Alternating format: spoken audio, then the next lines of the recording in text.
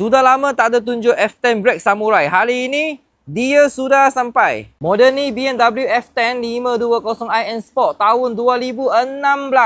Original N Sport body kit nampak memang garang. Lagi ada M5 Fangri, M Performance Fun Lip, M Competition 19 inci Sport Ring siap dengan tayar baru. N Sport spoiler. Original N Sport nampak memang sporty. Lampu belakang LED. Sudah panggil Black Samurai, dalam mesti mau hitam. Di segmen bannya besar oh. Belakang pillar ada aircon blower.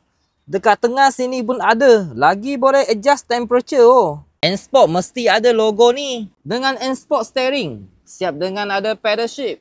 Tengok depan leather seat. Semua cantik lagi. Original. Tak ada koyak. Tak ada cara. Dashboard. Wah, cun-cun lah. Semua lawa lagi oh. Kereta ni dah pasang reverse camera. Dengan 4 pintu sudah tukar panel design carbon. Okey kawan-kawan. Kereta ni boleh buat muka kosong. 1 bulan bayar 1,500 lebih saja. Kalau you minat kereta ni, cepat-cepat hubungi kami. Lagi, jangan lupa tekan follow button, supportkan Vika. Thank you.